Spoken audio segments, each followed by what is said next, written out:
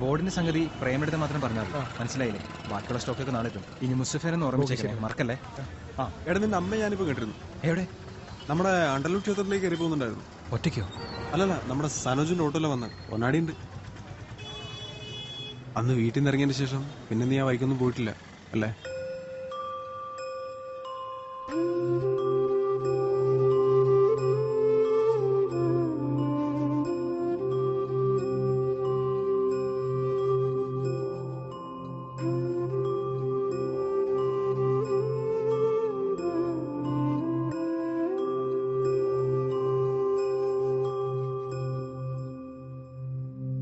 ഈ അമ്പലം പകലും തുറക്കും കേട്ടോ.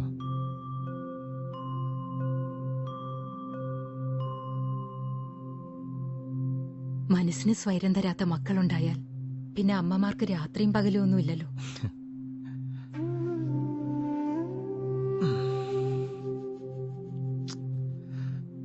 ഭക്ഷണം കഴിച്ച? ഇല്ല. എന്നെ പ്രസവിച്ചത് അമ്മയ്ക്ക് ഭയങ്കര നഷ്ടക്കച്ചവടായി പോയല്ലേ? നിന്റെ അച്ഛന്റെ അതേ ചിരിയാടാ നിനക്ക്. SN കോളേജിൽ വെച്ച് എന്നെ റാഗ് ചെയ്യുന്നോട്ട് ഞാൻ കാണുന്ന ആ ചിരി നീ വീട്ടിൽ നിന്ന് ഇറങ്ങിപ്പോകുന്ന ദിവസം വരെ അതുണ്ടായിരുന്നു. ഓരോ ദിവസം കാലത്തെ എണീക്കുമ്പോ പത്രവും ചായയായിട്ട് നീ വരുന്നുണ്ടോന്നിങ്ങനെ നോക്കിയിരിക്കും. ചെറുപ്പം മുതലുള്ള നിന്റെ എന്തുമാത്രം കുരുത്തക്കേടുകൾ അച്ഛൻ ക്ഷമിച്ചിട്ടുണ്ടാവുക. അന്ന് ആദ്യമായിട്ടൊന്ന് ഉറക്കെ സംസാരിച്ചതിന് ആ പാവത്തിന് എങ്ങനെ ശിക്ഷിക്കണം?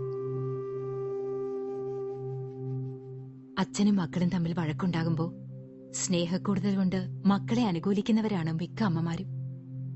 പക്ഷേ എനിക്കന്നും ഇന്നും ആദ്യം ആ മനുഷ്യന്.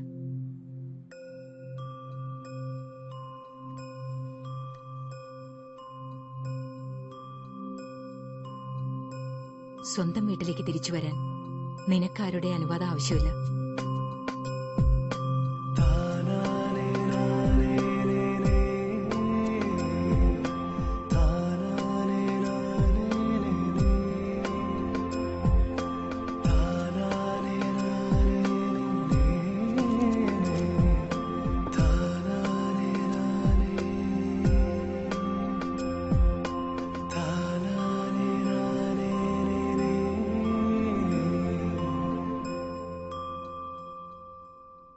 ഏ